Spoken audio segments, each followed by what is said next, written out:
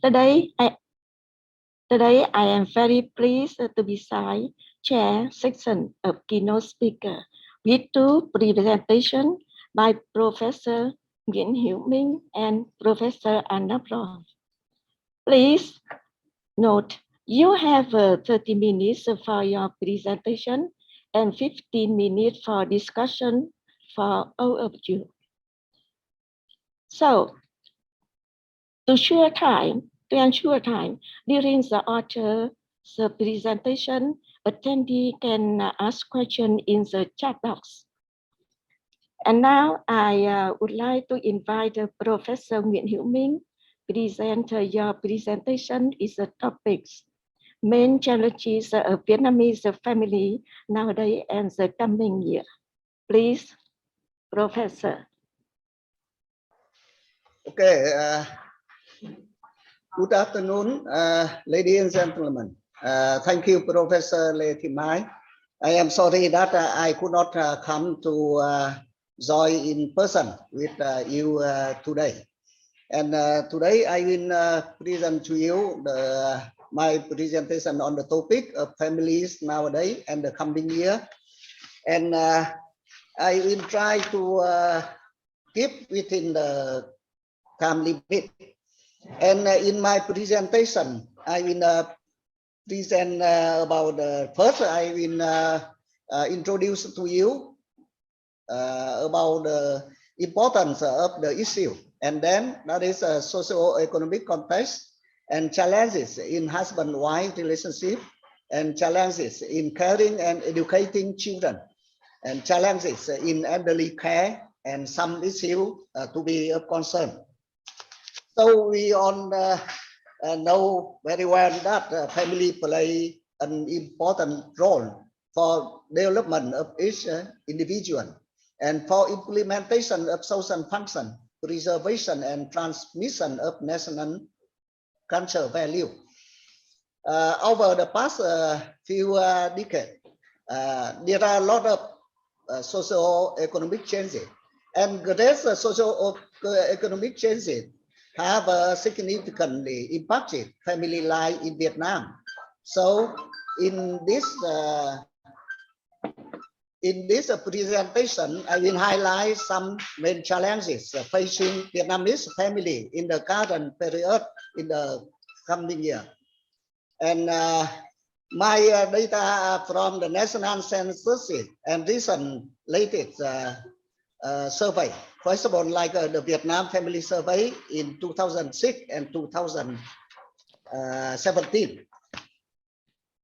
And first, I would like to talk about the socio-economic context, like the background for the family changes. First, I talk about the education. During the last few decades, there are a lot of increased education in Vietnam. For example, like literacy rate for male and female is 15 and over. That is 97 and 94.6% in 2019, and compared to 93 and 84% in 1989. And also, we can experience gender inequality in education decrease, and all up like the change of education provided a transfer new and progressive idea on marriage and family. For economic growth, Vietnam have a change from the poor to lower middle income country. GDP per capita in 1919 was $2,800 US, and compared with $1,168 US in 2010. And with economic growth, that is more investment for social sector. Among that is for the family. And we can see the diversified economic activity outside family, especially for women. For example, like 76.6 of population is 15 and over in the labor force in 2019 to 2018. Among them, 82% of men and 71.4% of women. So that is with like a joining up labor force that is more independent on economic issue for women and adult children from parents, and this will affect to the independent, increase the independence in family decision for women and for adult children. However, economic development is still difficulty in Vietnam, especially during the COVID-19 pandemic time. For example, in 2020, growth rate was 2.91%, less than a quarter of that during the 2011-2020 period. And all of this have a strong effect on family life. For urbanization and migration, we also can see that increasing rapidly of urbanization. That means 34.4% of urban population in 2019 compared to 23.7% in 1999. And inter-provincial migrant, that is more than 2 million. And we also, during the time of 2010-2019 period, we have 1,115,000 export labor. So all of this can affect to make increasing more common nuclear family and loosely kinship relationship and changing lifestyle of traditional countryside. And one thing is important, that is the situation of separation of family. That is a difficulty for spouse relationship and elderly and child care system. And for legal form, we have a like directive number 49 of the Central Committee of Communist Party on winning Vietnam family in modernization and industrialization from 2005, and strategy for development of Vietnam family until 2020 and vision 2030, and law on marriage and family in 2000 and 2014, law on gender equality 2006, law on domestic violence prevention 2007, law of children in 2004 and 2016, law of elderly 2009, etc. So all of this make legalize choice right and equality between men and women, and more practice freedom in marriage and responsibility of parents toward children and of descendants toward elderly. So now I move to the first challenge, that is a challenge in husband-wife relationship. It can be seen that the wife now still mainly perform housework versus with the husband in charge of production business. Of course, here I focus on like challenges of the family relationship. And we know that like during the last few decades, we also have a lot of achievement of these issues. But here I would like to focus more on challenges. So you can see that in the figure 1. In figure 1, you can see that like the production work, that is more for husband, and production management also, but for cooking and cleaning and washing, that is more for wife. And dual labor burden, focus more on the woman, that is make hindering woman capacity development and reducing the quality of spousal relationship. One of main reason, that is a persistence of preconceived traditional notion about gender role. That is men focus more on production and women focus more on like housework. And that is also related the issue of socialization in children education. That is, the children will receive the teaching and socializing from the parent about like this gender role. And family decision making still belong to the husband. For example, like a production business and purchase of expensive assets belongs mainly to husband, versus with task of taking care of housework belong to wife. That is also like related to the division of labor I just showed you. You can see in the figure 2, that is about the main decision-making person in the family work. Here, that is, I compare the data from the Vietnam Family Survey in 2006 and 2017. And you can see that that is not very much change between two periods about that. So in 2017, the final decision on important family matter, that is, husbands still make the final decision in 51.9% of family, and versus with only 13.6 for wife in 2017 survey. And the affecting factor include preservation of traditional gender stereotype, education, living standard, and urban rural residents. And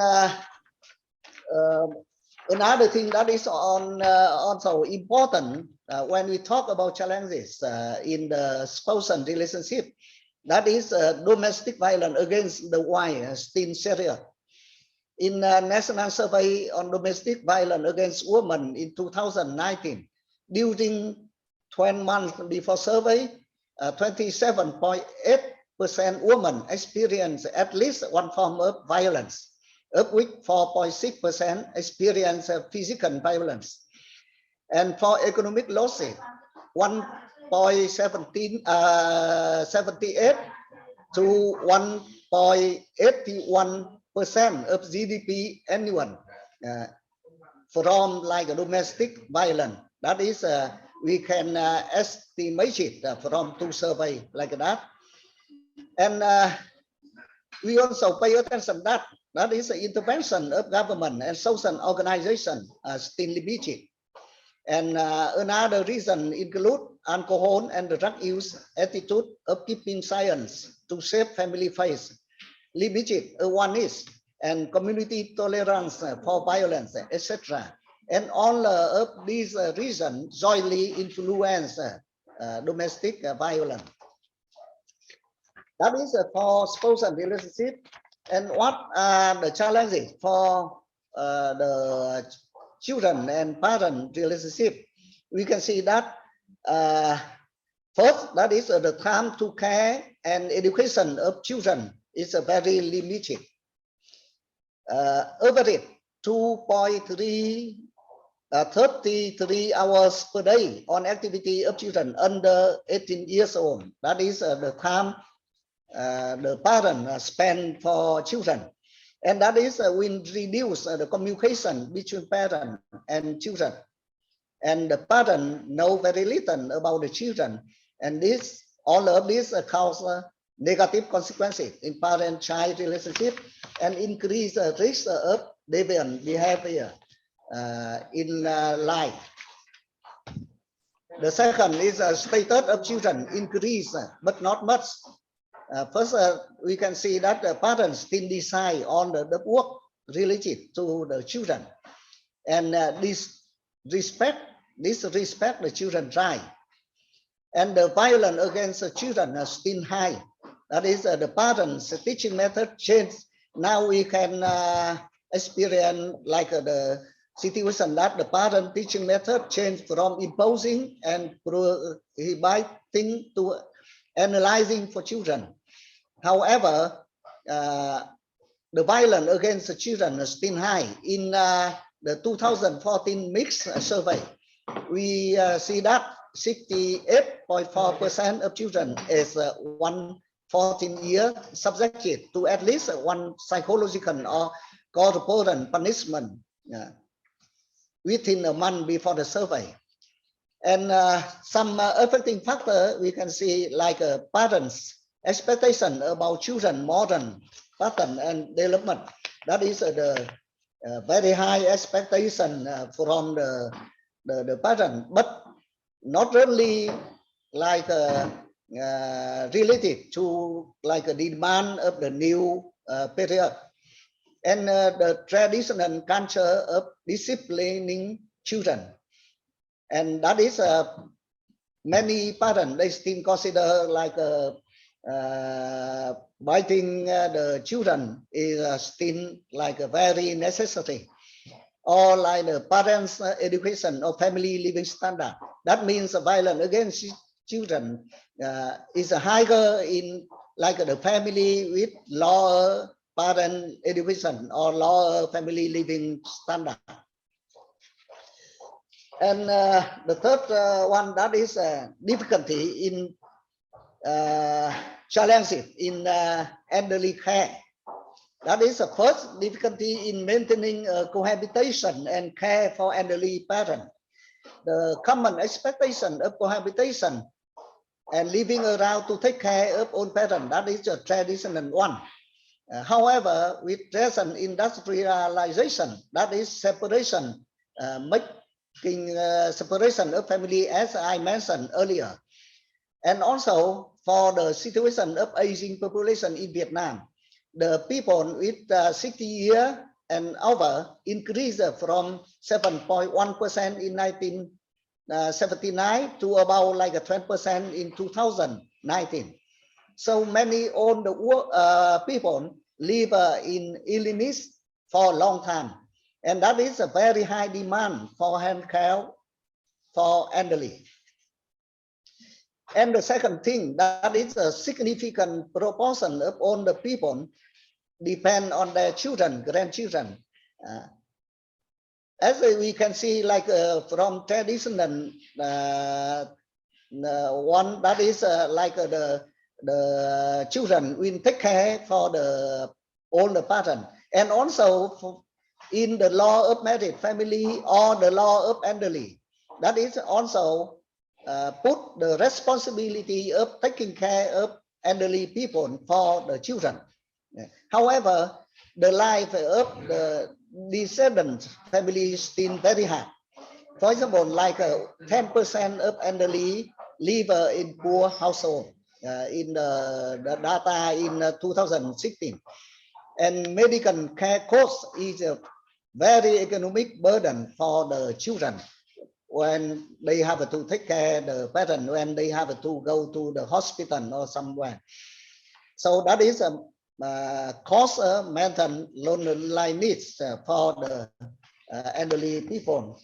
And especially we also can see the violent suffering by descendants. For example, in 2017 survey, we see that nearly 8% of the elderly in the survey area experience violence. And the most common form, that is insolence, insult, and humiliation. And the victim, that is most are people is 80 and over.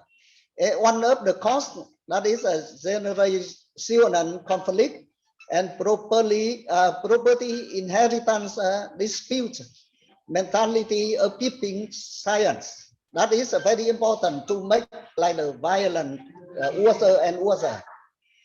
And also the public and private care center for the elderly people are still limited.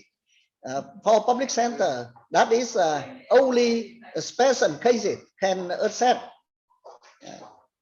Because you know that not many public center now, but only special cases can accept, and with like a very limited like equipment from the government.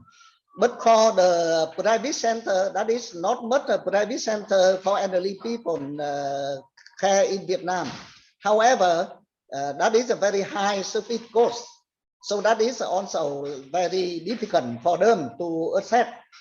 And we also have another kind of taking care for elderly people, that is domestic worker. However, usually the people for domestic worker to take care of elderly people not well trained. So now that is I move to like some issue we need to be concern about. Of course, on the fact I have shown you, that is make very clear about the importance of like to overcome these challenges of the family relationship. And here I want to focus something I think that is important to resolve this issue. First, for spousal relationship, that is, we need to raise awareness and create a condition of gender equality in the family, and pay attention to the psycho-emotional relationship of husband and wife, especially in the situation of separation of family. This is a very special and very new situation in Vietnam during the peace time, and have a more radical measure to change social awareness about domestic violence by like increase protection and help victim and propaganda focus on family at high risk of domestic violence. For example, like the poor family, the family intrusion area, and mountainous family. For the parent adolescent child relationship, we need to have a measure to support and equip parents with knowledge and skill in children education. As I mentioned earlier, that is the skill and knowledge of parents about like children education is still very limited. And strengthen dissemination of non-violent education skill for parents, and especially to change the attitude about considering the violence to children, that is necessary, and pay special attention to support arrangement and organization of family life of labor migrant. And for elderly care in the family, that is the issue policy to reduce the pressure on the family to provide the care for their elderly, and pay special attention to family with low income and hand care needs, and create new form of community and society support to share the burden of caring for aging people with their family. For example, now some model in Vietnam that is very helpful. For example, like intergenerational supporting club or personal caregiver in the community, and pay more attention to issue of domestic violence against elderly, especially to help elderly overcome cultural barrier of keeping silence of this matter. As I mentioned earlier, this is also a very important issue we need to be solved, because in thinking of many elderly people, they still consider all the behavior of their children, that is by their phone. So they don't want to show outside people about like the behavior, the bad behavior of their children. So this is like my presentation. I try to keep within the time limited. So if you have any question, I will be ready to answer. Thank you very much for your attention. Thank you. Thank you very much. Your presentation is very wonderful, but the most important, you keep it tight. So you will have more time for discussion. And now I would like to invite the Professor Arnab Roy to present yours. This topic, citizens and authorities, the dynamic of violence, temporality, and severity on Rohingya life. Please. Hello, can you hear me? Yes. Okay, should I share the screen? I have to share the screen now.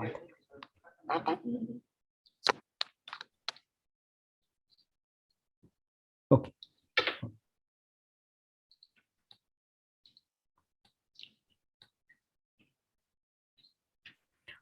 Correct.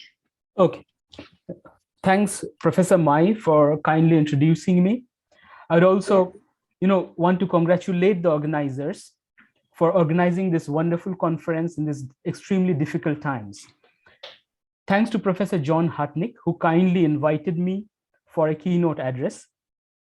Among all the luminaries that you will hear today and tomorrow, I am a novice. I'm just an assistant professor at the Higher School of Economics, Moscow.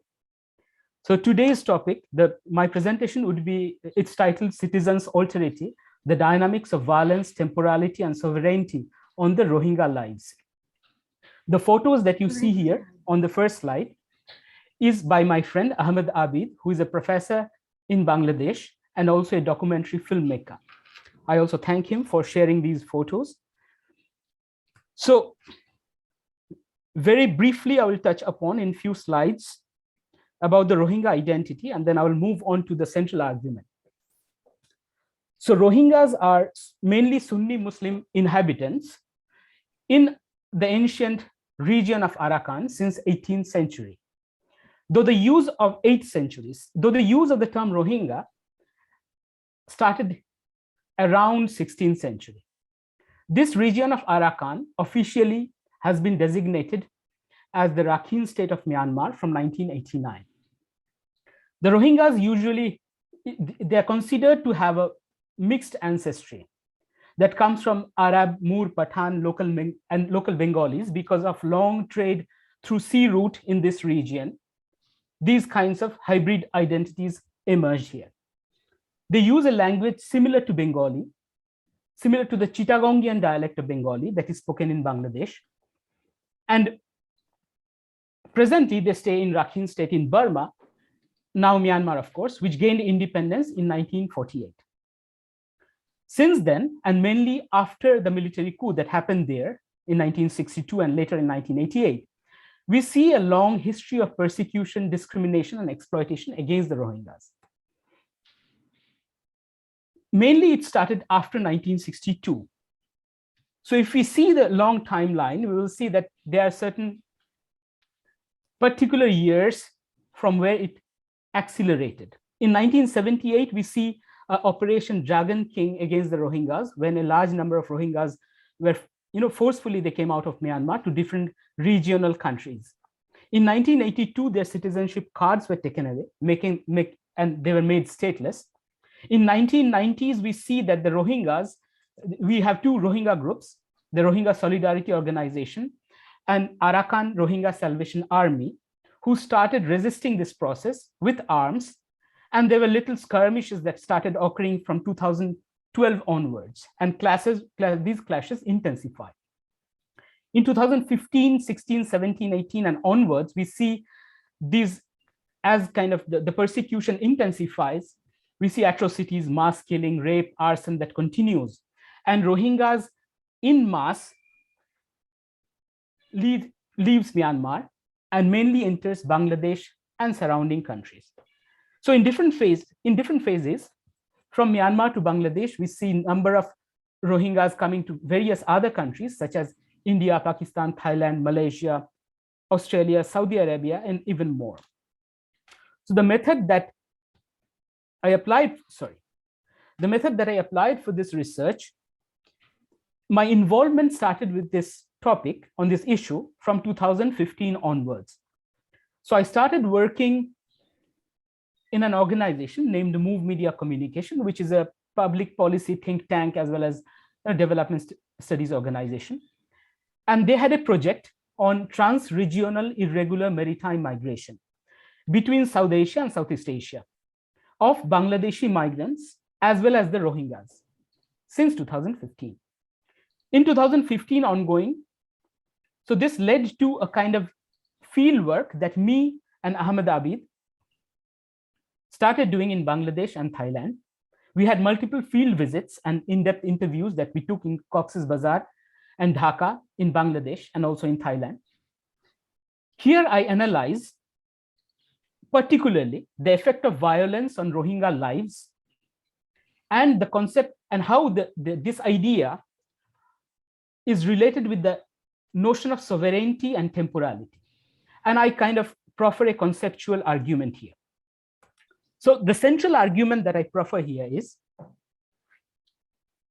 how violence is related with what kind of effect it produces on Rohingya lives collectively and individually, and how this in turn is actually affected and related with sovereignty and temporality.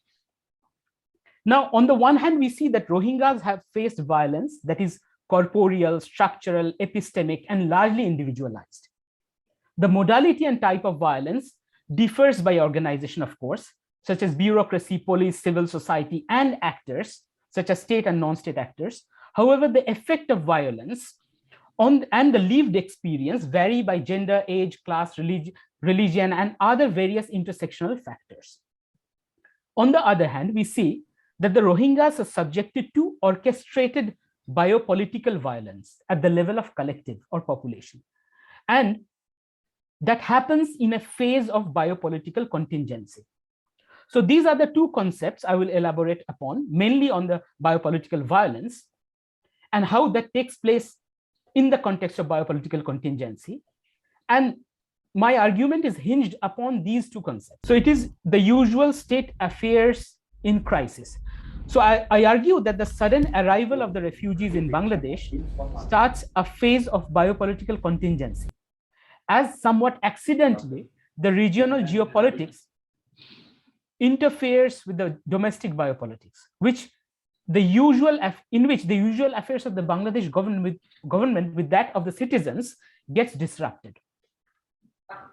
Also, it is disrupted by the neoliberal growth trajectory and governmentality by expanding the arena of domestic politics, and a surge of politics, politicking happens where interest, ideas, and conflicts and external interference comes in and blurs the boundary between the domestic politics and the geopolitics.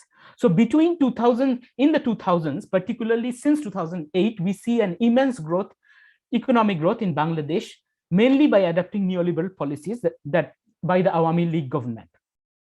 So on the other hand, we see that there are some internal developments that contribute to the biopolitical contingency, where the Orthodox Islamic Jamaat Shibir, that is the Jamaat-e-Islami and its groups, associated groups, with the help of Bangladeshi National Party, the opposition radicalizes the society and blames the Awami League government for its preferential treatment of the refugees. Now, this feeling also provokes anger among the poor citizens in Cox's Bazar district, and all these conflicts creates a radical uncertainty in politics in Bangladesh. Now, this is the context, but what happens in this is a kind of, in this context, what happens is what I say is biopolitical violence that emerges, which is an excess or acceleration of biopolitics due to excess and acceleration of biopolitics. Now, biopolitical control and governance now in this scenario is exerted in excess during biopolitical contingencies, usually in the name of doing good or benevolence to either the citizens or the refugees. And these kinds of, the argument is these kind of excess is needed to control an emergency situation and to civilize and regulate a certain category of people. The processes, however, that are adopted through laws, institutions, organizations, and policies to manage this crisis are usually hasty. Not enough time is spent on planning, discussion, debate, or building a consensus in the policy apparatus, and the decisions are usually passed through a decree. What we see then, that there's a replacement of the policy apparatus of the state with the coercive state apparatus. So now police, military, and secret service is deployed and given the task and unwritten power to control these processes. Thus, the state legitimizes coercion, and violence becomes permissible and uncontrollable in this scenario. What we see is a temporally accelerated subjectivation or subject formation. So in summary, you can say that biopolitical violence occurs due to temporally accelerated subject formation. In the case of biopolitical violence, the state often carries forth all the usual biopolitical activities of shaping citizen subjectivity by the sovereign powers. But now, however, it is extended over the non-citizens or non-members of the state. That is, in case of refugees in Bangladesh, but in unusual and restrictive ways. They are now subjected at the level of community. Biopolitical violence contains and surpasses all forms of existing violence, such as direct and corporeal violence, structural violence, slow violence, and epistemic violence that we know about. Biopolitical violence is the result of a temporally accelerated subject formation on the non-citizens by a state through enforced and accelerated biopolitical practices. So this is a kind of civilizational mission on the non-citizens to make the unruly and dangerous and poor and uneducated Rohingya somewhat equivalent to the citizens. However, it has an irony, and I will speak about that slightly later. What we see during biopolitical violence is a mobility of the refugees who live in camps is restricted. Few of the Rohingyas who live outside the camps don't receive any aid. They seek informal employment, and they face unscrupulous employers who pay them less. The local discourses present Rohingyas as uneducated, aggressive sexual predators, who are radicals, who are drug peddlers. And we, at the same time, we see the skirmishes and conflicts between the locals and the Rohingyas increases over resource sharing. There's a constant fear of being arrested, detained, deported, robbed, attacked, and raped. They're vulnerable to intimidation by criminal networks. The government introduced a special law in 2014, and that bans the so-called mixed marriages between the Bangladeshi citizens and Rohingyas. Though they both belong to Sunni Muslims categories mostly. We see statelessness also is inheritable, where the refugee children, who comprise about 59% of the Rohingya population, would never get any citizenship from Bangladesh. The government does not allow Rohingya children to acquire any formal education or learn the Bengali language. The host community in Cox's Bazar resents the refugees because the government mobilizes resources for the Rohingya, but not for them. To preempt this event, the government has been planning a resettlement project called Ashrayan 3 at a small island called Bhashanchor in the Sondip district, sub-district of Chittagong. The Rohingyas and the NGOs argue that this particular island is uninhabitable, not suitable for inhabitation. What we see is as an effect of all these, biopolitical violence, what we see that there is a space-time dissonance in Rohingya lives. And that's how I argue that, there's a relation between sovereignty, temporality, violence, and Rohingya lives that we see. As the Rohingyas are forcibly pushed out of Myanmar, what happens is their life is severed from the national temporality and speciality of a linear progress and development. So the Myanmar citizens can belong to that, but Rohingyas cannot belong to the national temporality and the development trajectory of Myanmar. They are pushed out of that. On the other hand, we see in the host country, Bangladesh, they face a temporally accelerated trajectory of subjectivation as non-citizens without any rights. So this is the irony. The irony is that though Bangladesh actually trains them, through accelerated biopolitics, these people would never be a part of Bangladesh. They will never be a citizen. So they have only restrictions, but they don't have any rights. So this particular kind of trajectories in two countries, this severs the link of refugee lives with both temporality and national speciality. Their forced mobility leads them to start living at new location and spaces, only to be displaced again and again, and relegates their life to a circular time frame that moves between degree of freedom and unfreedom, temporality and stability and liminality, and a duality of lifetime and death time. So the citizens and their alterity exist in a different space-time, though they are located in a contiguous space. Now, disowned by all the sovereign powers, the Rohingyas vacillate constantly between hope and hopelessness in an accelerated and compressed time space that creates a sense of anomie and alienation in them. Now, however, this biopolitical violence does not go uncontested. The Rohingyas have perennially performed both kind of active and passive repertoires to contain all form of violence. Soon after the first two attempts to deport them from Bangladesh, which miserably failed, a protest rally was held at Ukhia on 25th August 2019 to commemorate the second anniversary of the Rohingya genocide. So more than 20,000 Rohingyas participated in the rally.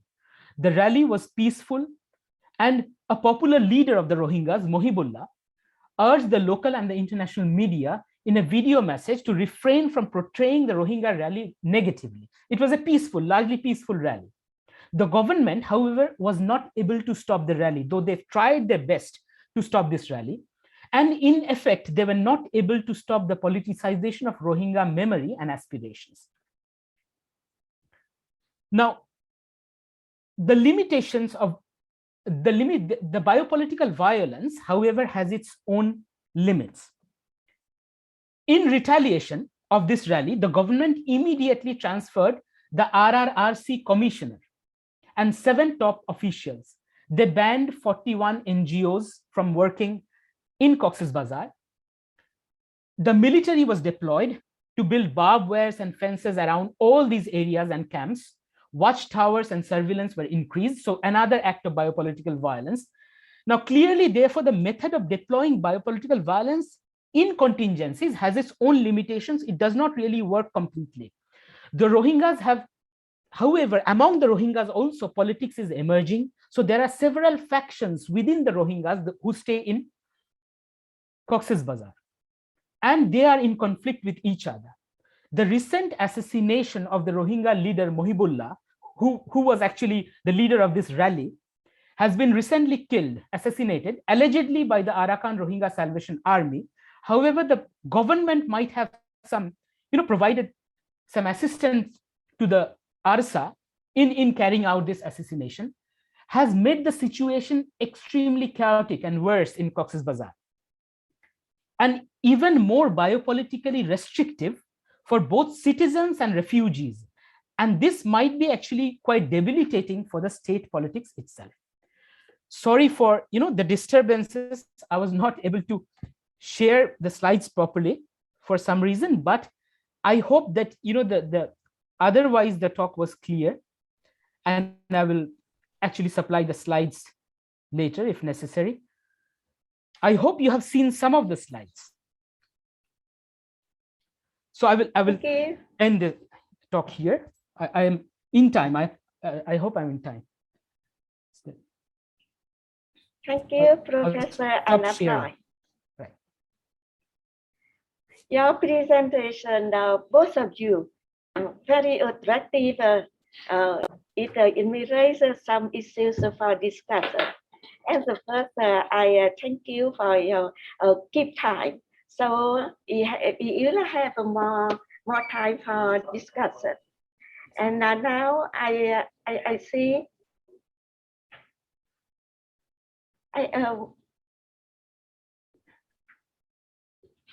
I see some questions from the attendee. Mary. Cô vô khung chat đó không? Chứ đây là câu hỏi. Nick Badun raised a question from Professor Roy. How is the biopolitical subjects complicated by their transnational natures? For example, does the international sympathy for their situation hold it in the form of an international public and translation civil society? Right. Please. Okay, thank you, Nick, for asking this question. I think, yes, the biopolitical subject is severely, the issue is severely complicated in case of biopolitical contingency, because what we see here is that the domestic biopolitics is actually, interfered by a regional geopolitics, right? So this is a regional issue, but at the same time, there's a, the global contingencies also affect this. Some of these contingencies are, of course, how global interference, civil society comes in to manage this, and at the same time, how the countries from which this civil society comes also take special interest in providing fund at the same time, but also coming in with this, particular agendas and interests. So this is one of a kind. Another is, of course, the global pandemic, which also acted as a contingency, the COVID-19 pandemic, which is not under human control fully. So all of these plays some serious effect on the biopolitical contingency that happens in Bangladesh. So there is a geopolitics which is at the regional and the international level. At the same time, there is a COVID-related pandemic issues which becomes a part of this. So, it definitely affects the way. So now the Bangladesh government has to control and govern all these issues. At the same time, control the movement and mobility and restriction of the Rohingyas, and create a distinction between the citizens and the refugees, right? So this distinction has to be made. Otherwise, the line that separates the domestic politics from the international politics or geopolitics gets blurred, and it becomes extremely difficult for the government to manage this. That actually leads to a structural change within the governance, and that led to Bangladesh government becoming more and more authoritarian in its control, I would say. I have a second question from Fiza. Yes. So what is about this particular period that activated the biopolitical contingency, as you put it? The conditions for contingency have been there for a while, but were they dormant, or perhaps can we say its direction was not towards the community as a population? Absolutely, yes. I mean, since 1992, before 1992, when the Rohingyas started coming in to Bangladesh, mainly from 1978 onwards, they were coming in not that huge number, and through an extended period of time. So Bangladesh government were managing the Rohingya crisis in an ad hoc basis. They did not have any particular organization who would manage the crisis. But in 1992, when the situation became worse and large number of Rohingyas started coming in, they established the RRRC. So Rohingya Rehabilitation and Repatriation Commissioner or something. I am not able to remember the exact name, but this particular organization was established in 1992, but this mainly started working from 2015 onwards, when more than 1 million Rohingyas came in from 2015 to 2019. And actually, the conditions of contingency, such as the radicalization of the society, as well as the neoliberal growth that was going on, was being partly managed by Bangladesh government, because still it was a part of the domestic politics. But as Rohingyas came in large number, and along with them, large number of civil societies organizations started coming in, funds started coming in, different international governments started taking part in the whole issues. That kind of tipped the point. That was a tipping point that led to a different trajectory, because now the Bangladesh government has to manage not only the domestic issues, but also the international interference and fund issues, who have certain kind of, not only agendas, but certain kind of norms which has to be adapted for managing this issue. So that then led to a structural turn. I mean, all the conditions, particularly two conditions were present, but the third condition was a kind of tipping point where the domestic and the international politics and the line that separates the citizens and non-citizens gets blurred. So in that sense, you can say that, the Rohingyas and the entry of the Rohingyas became the central plank and around which Bangladesh government then can argue that, we have to make a turn towards some kind of restrictive politics, some kind of emergency politics, where we need more and more control and restriction, because now we need to make these differentiations very, very clear, because the voting citizens are the voting public. Refugees are not the voting public. So even the democratic government, which should not be doing all this, because of governmentality issues, turns more and more authoritarian, I would say. Yeah. Thank you. And now I would like to have two questions for you. The first, as we said, he is a result of your ethnographic involvement is the Rohingya in Bangladesh, Thailand, and India. In this interview of the Rohingya informed this analysis. And I would like to hear from you. Please tell us, how have you built and managed the relationship with the interviewee to get the exact information you need? And then the second question is, what challenges did you face when doing an ethnographic study in a free site? Please. This is a question from you, right, Professor Mai? Are you? Okay. I mean, you are asking this question to me, right? I mean, or there is somebody else who is writing here. The first question is, please tell us how have you built and managed the relationship with the interviewee to get the exact information you need? Okay. Okay. So in the fieldworks, in the multi-sited fieldworks that I did, some in Thailand and some in Bangladesh, and the interviews that I took, generally though some of the Rohingyas can speak Bengali, I can also speak Bengali. I took those interviews, those in-depth interviews over many days, because many of the Rohingyas, particularly the women, would not like to speak about the traumas that they have gone through. So I used to take another interpreter who was a Bangladeshi woman, so that it's easy for them to speak to me through that woman. When they don't want to speak to, don't want to speak about their traumas and experiences, I would then ask the interpreter that, why don't you speak to them, because maybe they don't want to speak to me about these issues.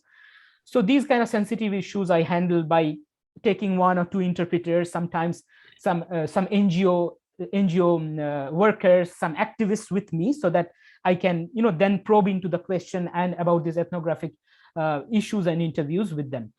In Thailand, of course, I had to take an interpreter because many of the Rohingyas speak Thai. Some of them also speak in other languages, Rohingya languages, which is completely, it's quite different from the Bengali that is spoken in the rest of the Bangladesh. As I said, it's a Chittagongian dialect, and it's difficult to understand. So I used to, do this kind of studies with the help of interpreters. My co-researcher, Ahmed Abid, he can speak Rohingya language quite well. So that was also helpful. Yeah. Thank you. Yeah. Is there any challenges did you face and did you resolve it? How did you resolve it? Okay. I mean, there were many challenges actually, so to speak, because accessing the camp has been increasingly difficult by the Bangladesh government. So you have to take pass from the government to access any camp in Cox's Bazar now. You cannot really go into the camp and interview people. So thankfully, I have some friends in the government and bureaucracy in Bangladesh at the level of ministry who used to help me. I resolved them, but these problems by asking them to get a pass from me, to get some internal connection at the level of ministry, to multiple camps. And then with the help of these, I used to go and interviews and had access to the camp. There were other challenges, and those are like after 7 p.m. or 8 p.m. within the Cox's Bazar camps, after 7 or 8 p.m., it's very difficult and dangerous to go actually, because there are many conflicts that happens within the Rohingyas. There are many interests, from different radical groups who are actually trying to radicalize the Rohingyas further. So there are many killings that actually happens within the camps because the camps are really large. So we used to stay not after 6 p.m. So the different NGOs will send their cars so that we can be safely escorted out of the camps, because it was a bit dangerous to stay after 6 p.m. But the various NGOs, the local NGOs and international governmental organizations, we have some connections with them. They helped us actually in doing this, as well as the government and the bureaucracy, where I have friends who help me access into the camp. So this is the way I kind of resolve the problem. Thank you. Thank you. Yeah, it's very interesting. And now Yes. Fiza, I have a question. Just briefly. So I don't think Rohingyas have actually come a large number in Vietnam. They might have come a few, but I'm not aware of that actually. Usually they don't prefer Vietnam. Usually they prefer Malaysia, Indonesia, Bangladesh, or Thailand. Thank you. And is there any question? And now I would like to discuss with Professor Minh. Okay. Basing on the research result, to list challenges Yes. for Vietnamese families in the coming year, including challenges the status of women in the family has not been significantly improved. I remember in 2017, the international assessment of the role of equality between men and women and the empowerment of women, one of the 3 Millennium Goals, was completed in Vietnam ahead of schedule, make Vietnam one of the fastest countries to close the gender gap in the past 20 years in the world. Now, in these challenges, is there a sign of decline in achievement in gender equality and women empowerment in Vietnam? May you say something about it? Mr. Minh? Yeah. Actually, because the question is rather long, so I could not get completely. You see in the chat box. Here I don't see the question for me. Right.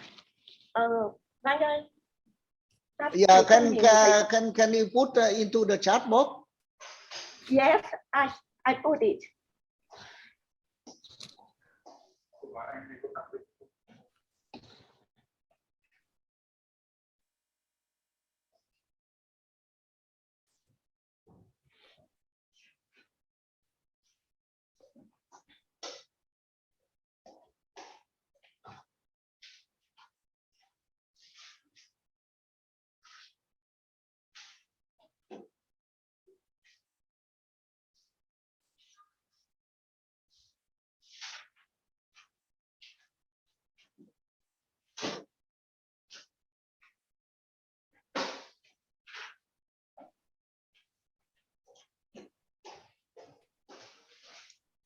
I haven't seen yet.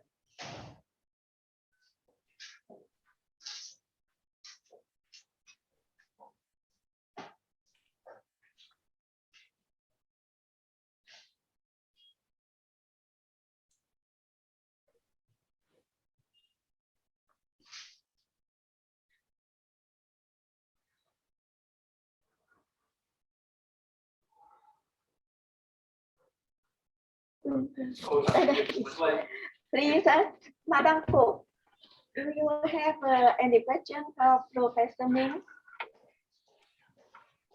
Yes.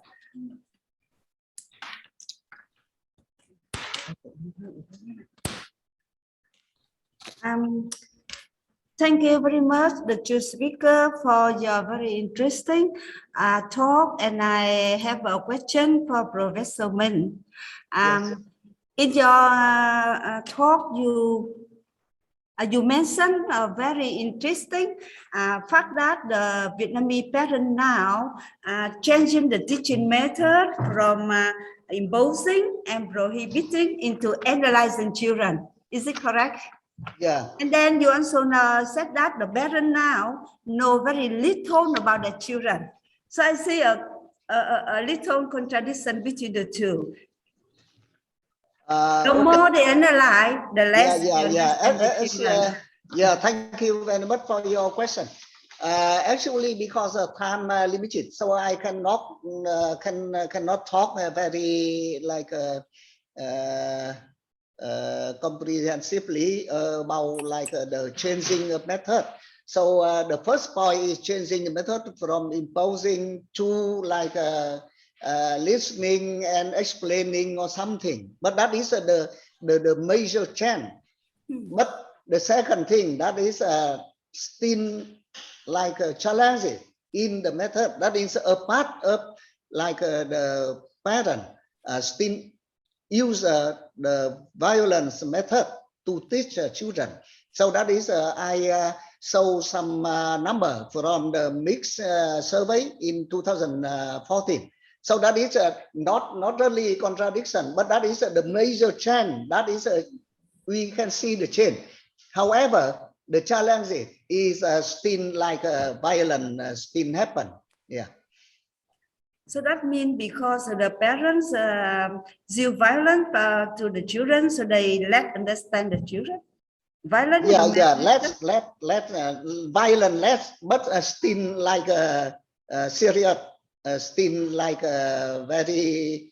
That is a very significant. We need to pay attention to that. Yeah.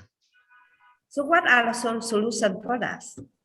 We have more analyzing children. We have less understand children. So what are the solutions? So the solution that is as I explained in my presentation, but of course that is very briefly.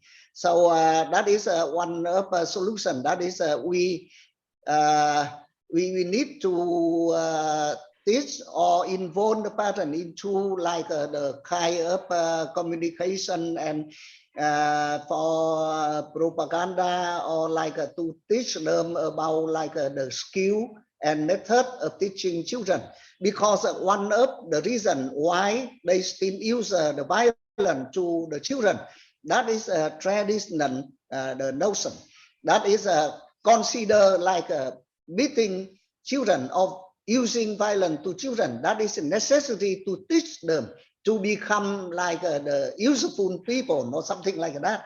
And that is now is very common among the people. But of course, in the mixed survey, we also can see that for the younger people, for younger parents, for the higher education parents, there are some changes about that. That is a less impact of the traditional concept on them. Yeah. So I hope that by like using like a club or like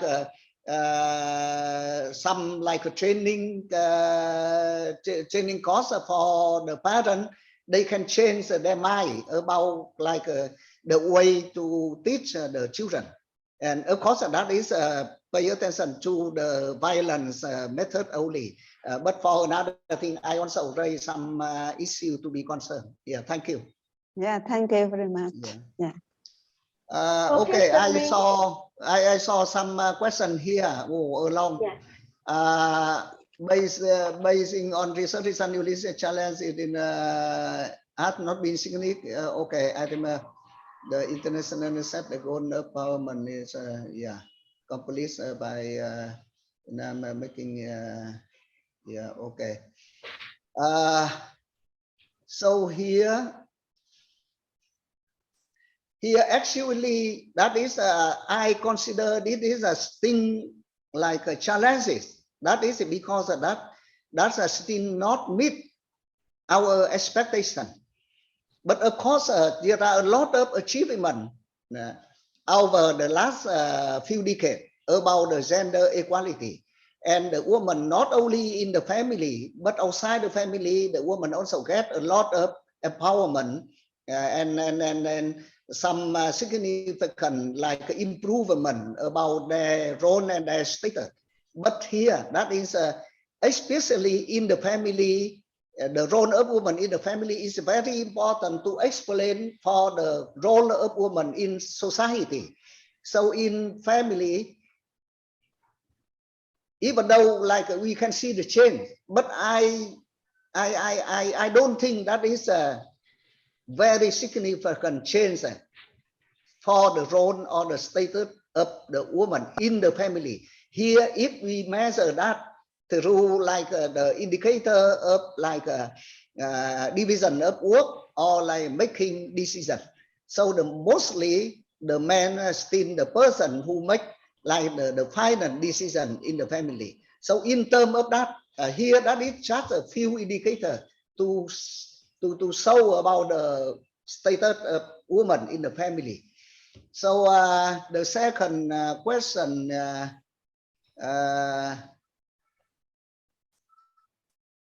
okay, for the current single mom trend in Vietnam, yeah, this is a very hot issue and very important issue to study. And actually now in Vietnam, we also have some sociological work on this issue. But for the single mom trend in Vietnam, that is now people mostly focus on the woman. They are single mom, but that is they don't really have the husband. I mean that means like they did not get married or something like that. But for single mom, that is we also can see there are a lot of other cases. For example, like after divorce, they don't want to remarry, or like some widow woman, for example, like that. So that is of course the concept of single mom, that is a little like diverse. But for the single mom now trend in Vietnam in general, from my study and when I analyze the data from the youth survey in 2009, that is the people now they are accept more and more about this situation. So that is when we talk about single mom now, that is the single mom, they don't have to face with like a kind of prejudice like before. Yeah. And I think this is one issue now we should like pay attention to study, especially in the globalization period. That is now many women they understand well about their status, their role, and they just want to have children. They don't need to have a husband. So that is also the new trend, especially for the highly educated woman or like a rich woman or some people like that. So that is, I think, it's very interesting to study about this issue. About the. Thank you. You please, Jessica. Okay, so here that is general development. You have two questions from Jessica and John Udvik. Yes. So here that is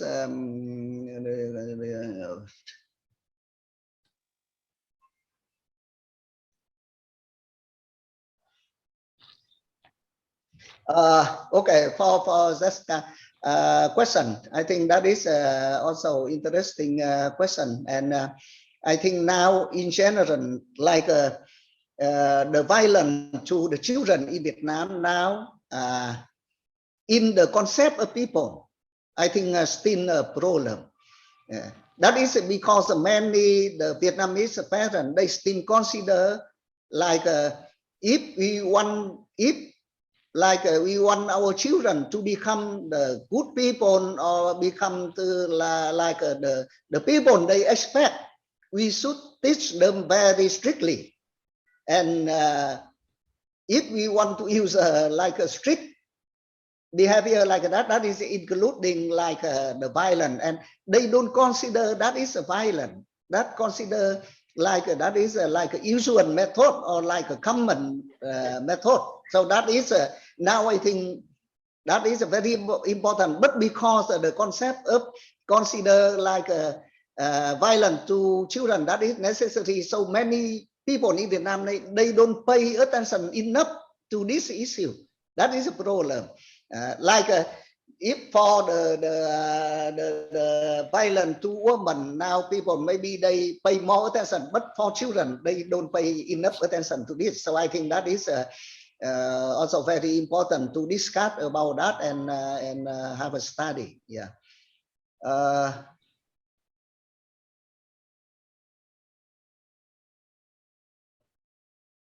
Oh, the first question, that is very interesting question. I face with this issue many times in my study. This is one important issue when we talk about the gender equality in Vietnam. That is in many studies, I must say like that. That is they're finding that is if the woman have a high education or high income compared to husband, so they get more violent. That is not what we expect, right? Because from the theory we can see that like if people have a high education or high living standard, we can like less the domestic violence against women. But in the study now, that is like we get contradiction finding. So what is the reason? I would like to raise to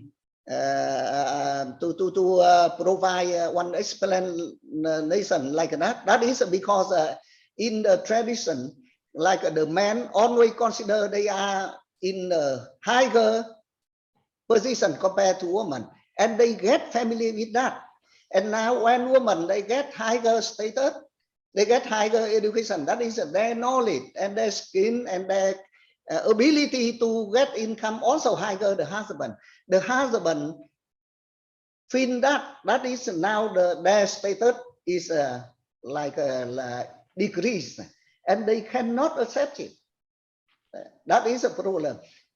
In the meantime, for the gender equality, the woman when they have a new they have a high income, they have a high education, they would like very much to achieve with the new status. So that is their also their expectation and their purpose. So that they feel happy with that. But in the opposite side, the men they don't happy with like the new status. So that's why like there are some conflict between them, and also because like the common perception when like other outside they also jump in and like to say something to with the husband or something like that, so make the husband like feel angry or like feel unhappy, and from that point that is maybe they make violence. So that is a problem now. And I must say that that is not only finding from Vietnam. When I did literature review, I also get that result from many other studies in the world. Yeah. So of course here the conclusion, because that is very important. That is the question is so in the future, especially in the urban society, is there violence against women in the family like still family? I must say that there's still that, because as I just mentioned, like the change of like a concept or the change of perception of men could not like follow on with the change of society, with the change of like perception of women. So still like happen. However, with increased education in general and with like effect of the 11 reform and many other things of society, this kind of domestic violence will decrease. Yeah. Thank you, Professor Minh. Oh, I'm sorry. I say that we have to stop here for another section. I would like to hear you many another case. Thank you. Okay, thank you for your question, for your attention. Thank you. I'm again sorry that I've been very sorry that I could not be in Tôn Đức Thắng University now. Yes. Okay. Thank you. Yeah. And now we stop here for another section. Thank you. Okay. Thank you, Professor Mai.